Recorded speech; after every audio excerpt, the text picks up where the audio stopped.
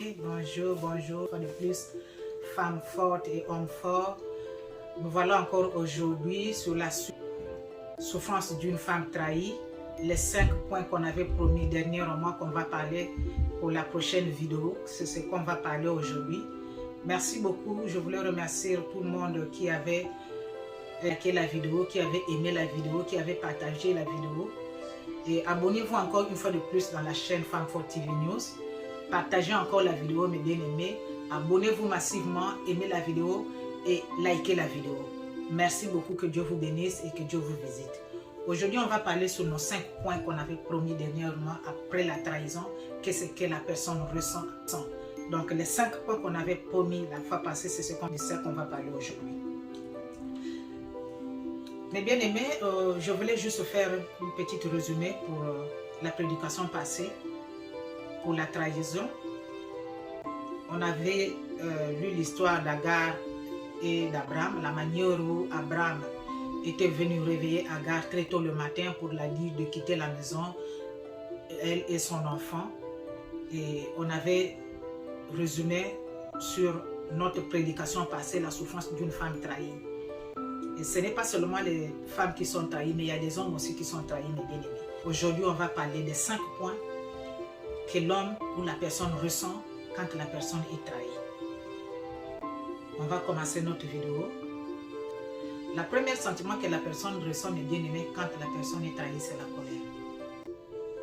Oui, c'est la colère. Tu viens d'écouter quelque chose, tu viens d'apprendre une situation que tu ne t'attendais pas à ça. La première réaction que la personne sent, c'est la colère.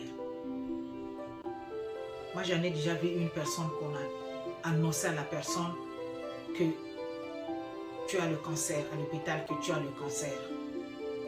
La personne s'est énervée. Elle s'est mise en colère. Quoi? Vous me dites que j'ai le cancer? Le docteur, oui, vous avez le cancer. La personne s'est mise en colère. Parce que la personne vient d'apprendre quelque chose qui la dépasse. La personne vient d'apprendre quelque chose qu'elle ne s'attendait pas. Que là où j'étais tranquille, j'étais assise, je réfléchissais à autre chose et on vient pas, on te dit ce que la personne a entendu. Ou bien la personne a vu quelque chose qu'elle ne s'attendait pas à ça. La personne s'est mise en colère. Agar s'est mis en colère, mes bien-aimés. Même si toi et moi on n'était pas là, mais Agar s'est mis en colère le jour où on est venu la réveiller très tôt le matin. À Abraham, Agar, tu dois sortir de la maison. Excusez-moi. Agar s'est mise en colère. Parce que la Bible nous a dit que c'était très tôt. Tout le monde, quand la personne est trahie. Moi aussi, personnellement, quand j'étais trahie, la première des choses, ma première réaction, c'est la colère. Mais je voulais dire à une personne aujourd'hui. Quand tu es en colère, la Bible nous dit de ne pas dormir avec la colère. Ne prends pas les décisions dans la colère. Quand tu prends les décisions dans la colère, tu vas le regretter. Parce que la colère vient et puis ça passe. Ne prenez jamais les décisions dans la colère. Quand tu parles dans la colère, tu vas dépasser les bornes. Tu vas dire des choses que tu vas regretter après. Deuxième sentiment, c'est la peur. Tu as vu la situation, que tu ne t'attendais pas à ça, qui t'a énervé, qui t'a mis dans tous tes états. Ah, mais maintenant devant la situation là, qu'est-ce que je vais faire? Comment ça t'est arrivé la situation? Comment ça s'est... Comment? La peur est maintenant là. Agar, quand on l'a dit de sortir, de quitter, au début, elle croyait que peut-être que c'était de la blague. Mais ce n'était pas de la blague, c'était la réalité qu'Abraham disait. Après, c'est la peur.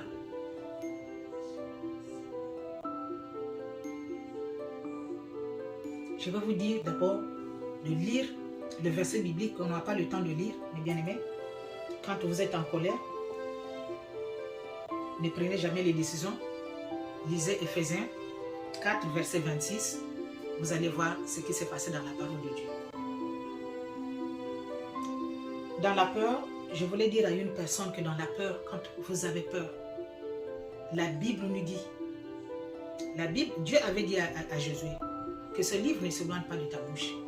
Ce livre, c'est quoi? C'est la Bible, la parole de Dieu. Parce que la situation que tu as eue aujourd'hui, là, qui t'a mis dans tous ces états-là, dans la colère, la situation qui t'a trahi là, quelle que soit la maladie, quel que soit le problème ou la maladie, il y a des gens qui sont passés par là avant toi. Tu n'es pas la première personne. Et tu ne seras pas aussi la dernière personne à passer dans la trahison. Non. Il y en aura encore. Dieu a dit à Josué, Josué, que le livre ne s'éloigne pas de ta bouche. Pourquoi Dieu avait dit à Josué, ce livre ne s'éloigne pas de ta bouche? Parce que Dieu savait qu'il y avait des gens. Josué va avoir des épreuves, Josué va avoir des tentations. Josué va avoir croisé des problèmes dans sa vie. Josué va être trahi. Si vous lisez la Bible, il y a des gens qui... Josué aussi a été trahi. Mais ça, on ne rentre pas dans la page de Josué. Mais Dieu savait que c'est la parole de Dieu qui pouvait soutenir Josué. Parce que Josué avait pris maintenant le relais après Moïse. Mais Dieu a dit à Josué, tu regardes la parole de Dieu, tu vas commencer à regarder tout ce que Moïse a fait, que vous connaissez, que tu connais déjà, parce que tu as quitté là-bas avec Moïse jusqu'ici, là où je t'ai donné le mandat, après Moïse, de continuer la route avec les enfants d'Israël. Que ce livre de la loi ne s'éloigne pas de ta bouche, parce que c'est là où tu vas aller puiser ta force. C'est là où tu vas aller puiser ta victoire. C'est là où tu vas aller commencer à puiser ton bonheur. C'est là où tu vas aller commencer à puiser tout ce qui va te manquer en toi. C'est dans la parole de Dieu. C'est pourquoi de Josué 1 verset 9, vous allez voir, Dieu a dit à Josué, Josué, ne t'effraie pas. Ne tremble pas devant la situation. N'aie pas peur, Josué. Moi, je ne t'abandonnerai pas, je ne te laisserai pas. Je serai toujours avec toi. Mais ne t'effraie pas. Ne tremble pas devant les problèmes. Ne tremble pas devant la situation qui t'a trahi là. Si tu trembles, Josué, je te fais trembler. Prends courage. Prends courage, Josué.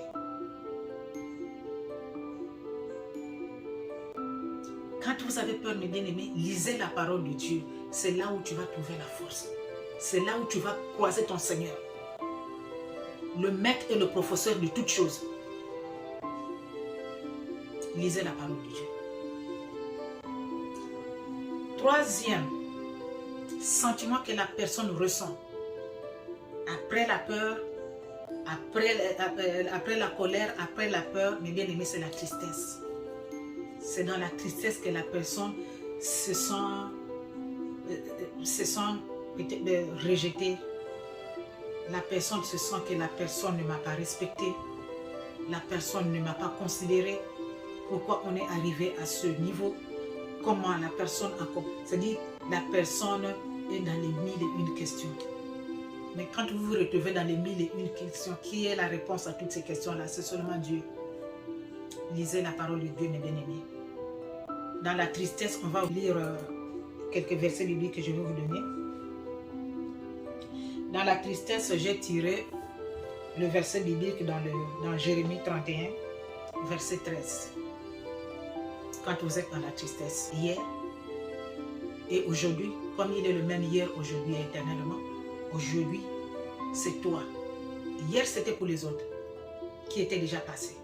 Hier, c'était pour ton passé qui était déjà passé. Mais aujourd'hui, pour ta situation, c'est toi. Là où tu vas réparer l'irréparable, c'est-à-dire c'est arrangé hier. Ce que tu n'as pas pu faire hier, c'est aujourd'hui. C'est pourquoi la Bible nous dit qu'il est le même hier, aujourd'hui et éternellement. Lisez la parole de Dieu, mes bien-aimés. C'est dans la tristesse que la personne commence à se poser beaucoup de questions.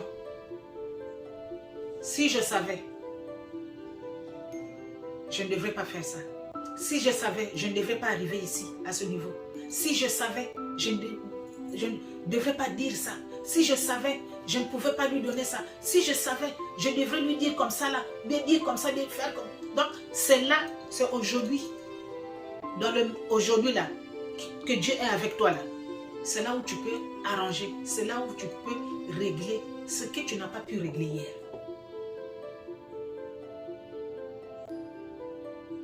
Parce que Dieu est avec toi.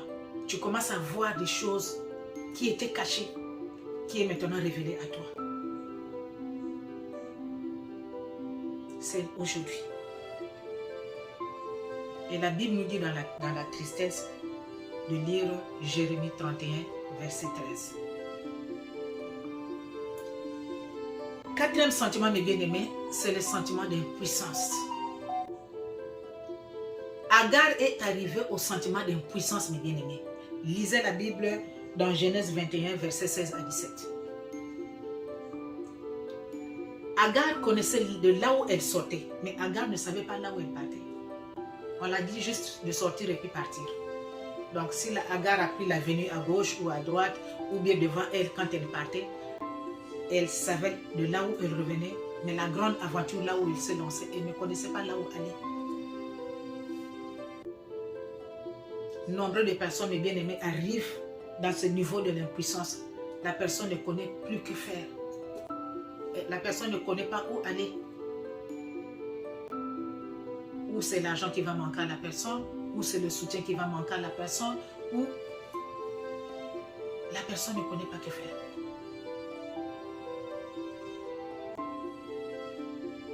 Le sentiment d'impuissance. Dans le sentiment d'impuissance, mes bien-aimés, c'est là où on trouve que la personne rentre dans le deuil. La personne commence maintenant à pleurer. Parce qu'elle ne sait plus que faire. Elle ne connaît plus où aller. Je vais parler chez qui? Je vais dire quoi? Même si tu as quelqu'un pour parler avec toi, mais là, ce que tu ressens là, la personne qui va te parler, la personne à qui tu vas expliquer ton problème, ne sent pas le douleur que toi tu sens. Même si le jour-là, Agar avait des voisins ou bien des voisines pour aller dire, regardez ce qu'Abraham a fait, Abraham a chassé avec l'enfant, Abraham a dit ceci, Abraham a fait cela, bien regardez ma situation, mon problème là, je ne savais pas comme ça, c'est elle qui avait fait comme ça, c'est lui qui avait fait comme ça, ce sont mes enfants qui ont commencé. Mais bien aimé, tu vas expliquer, mais ce que tu ressens dans ton cœur là, personne ne ressent ça ensemble avec toi. Seul toi-même qui connais la douleur, la manière où tu es en train de souffrir. Le sentiment d'impuissance, c'est là où il y a le deuil. C'est là où il y a le deuil. C'est là où il y a les pleurs. Agar a commencé à pleurer. Agar est arrivée au niveau où elle est arrivée quelque part. Mais bien aimé, l'eau est finie. Le pain qu'on lui avait donné à manger en route est fini. Donc Abraham n'avait pas su, est-ce que le voyage là, bien là où Agar part avec l'enfant là, ça va leur prendre combien de jours avant d'arriver là où elle va partir? Ce n'était pas le problème d'Abraham le jour là. Ce qu'Abraham a vu dans ses yeux là, c'est ce qu'elle a pris. Peut-être devant Sarah pour aller donner à Agar.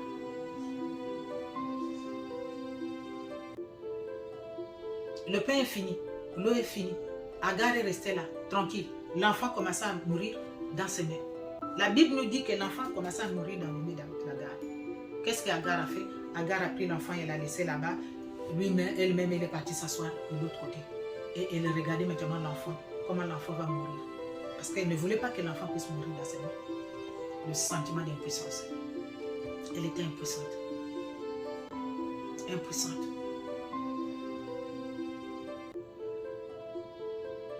Mais ce qui est bien, mes bien-aimés, la Bible nous dit que quand Agar partait, Dieu avait promis à Abraham, Abraham, laisse Agar partir avec l'enfant. Je vais les protéger, je vais les garder, je serai avec eux, je vais faire que ton enfant Ismaël soit grand.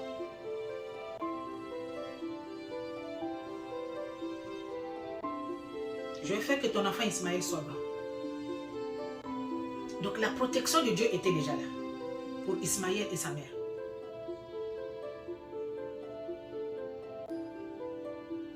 C'est ce qui a sauvé l'enfant.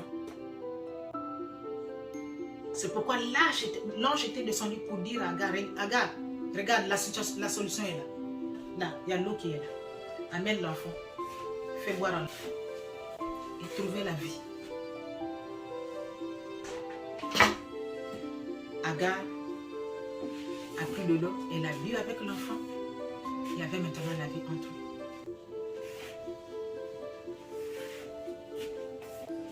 Dans la 5e point, mes bien-aimés, la décision. Quand tu es devant les problèmes, quand tu es devant la trahison, tu es devant la situation difficile, quelle est la décision? Comment tu prends tes décisions à toi?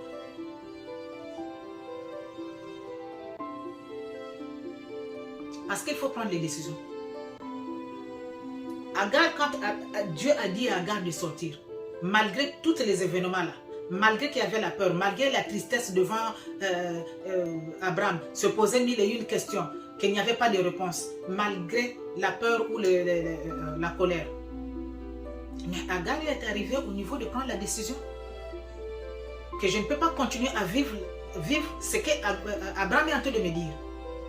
La situation là, je ne veux pas continuer à vivre ça. Ça doit s'arrêter. Ça doit finir. Parce que ta décision à toi, c'est ce qui fait ta vie de demain. Ta décision à toi aujourd'hui là, c'est ce qui construit aussi ta vie de demain. Toi, comment tu avais pris la décision devant ta trahison, bien devant tes problèmes? Est-ce que Dieu était là avec toi, comme Agar? Agar, Dieu était là. Ne prenez jamais des décisions seules sans la volonté de Dieu. Demandez la volonté de Dieu avant de prendre la décision. Mais qu'est-ce qu'il faut faire devant la situation là? Pourquoi la situation là est arrivée? Et comment je n'avais pas su ça avant pour arriver jusqu'à ce point où la situation m'a rendu impuissante ou bien impuissant.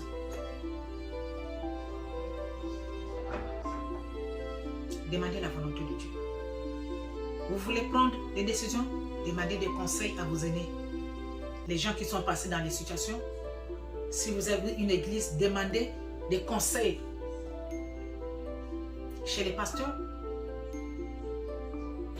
Demandez des conseils à des gens qui ont plus d'expérience que vous. Ne prenez jamais des décisions comme ça. Il y a une petite témoignage que je vais donner pour une personne qu'on avait dit de quitter la fornication. On priait avec elle ensemble. Elle, on a demandé de quitter la fornication. Elle n'avait pas de travail, elle n'avait pas de maison, elle n'avait rien. Quitter la fornication. Elle a quitté la fornication, elle a quitté la maison, elle est partie vivre chez ses parents. Sans l'argent, sans travail. Elle dépendait, tout dépendait de son mari. Elle a pris les décisions comme ça. Parce qu'elle est venue chez son mari dire que non, on a dit à l'église, il faut qu'on se marie parce que le mari a dit que pour le moment, je n'ai pas l'argent pour se marier. Donc on reporte ça. Quand on va avoir l'argent, on est habitué à vivre d'abord comme ça là parce qu'on n'a pas encore l'argent pour aller se marier. Maintenant, laisse quand on va avoir l'argent, comme c'est la parole de Dieu que tu as écoutée, qui t'a dit comme ça, laisse-moi le temps de réunir les moyens pour... Ah non, non, non, non, non, non, non, moi je ne peux plus attendre parce qu'il y a longtemps qu'on était là. Ah bon? Oui. Le message dit, si tu parles là, je ne suis pas là. Donc reste, on va... Elle dit non, non, non. Il faut maintenant là qu'on se marie. Elle est partie, mais bien aimée. La personne là, quand je l'ai connue là, quand on priait ensemble avec elle, elle était, regarde, son bar est là, son corps, bien potelé là. Il suffisait seulement 2 ou 3 mois dans la maison de ses parents là. Parce qu'elle marchait maintenant, là où elle est quittée maintenant pour quitter là-bas, pour aller maintenant là où on priait là-bas. Et parfois ça lui manquait l'argent pour prendre le bus. Elle, mais comme elle aimait aussi la prière, elle va marcher de distance à distance. Elle va finir là-bas la nuit, elle va marcher de distance à distance pour repartir encore chez elle. Donc, elle a fait les choses à sa manière à elle. Elle n'a demandé conseil à personne. C'est arrivé dans ses oreilles. Elle veut que la manière où les choses sont là, elle règle les choses à sa manière. Non. Donc, elle n'avait même pas eu le temps de demander même la volonté de Dieu lui-même, qu'il avait dit de quitter dans la fornication. Depuis que tu étais dans la fornication, là, elle n'était pas d'abord morte. Et elle a écouté la parole. Il fallait qu'elle attende le temps. Elle n'a pas attendu le temps. Elle a fait des choses à sa manière, sans conseil et rien. Elle avait maigri, elle était devenue mince. Et il ne pouvait plus repartir parce que la personne avait dit que non. C'est pas moi qui t'avais dit de sortir, mais tu étais sorti seul. Mais bien aimé, demandez conseil avant d'agir, avant de prendre les décisions, demandez des conseils. La personne là, par exemple, la situation là, comment tu vois ça? C'était comme ça, mais aujourd'hui c'est devenu comme ça. Quelle est la décision que tu peux me prendre? Si c'était toi à ma place, qu'est-ce que tu devrais faire? Écoute d'abord ce que la personne veut faire. Et puis tu tires un peu de leçon. Si ça t'arrange, tu prends. Si ça ne t'arrange pas, ne prends pas. Mais la vraie personne qui peut te conseiller, c'est le Seigneur. La vraie personne qui peut te conseiller, c'est Jésus-Christ de Nazareth. C'est lui le grand conseiller. C'est lui le vrai. Je vais vous donner un verset biblique que vous allez lire aussi.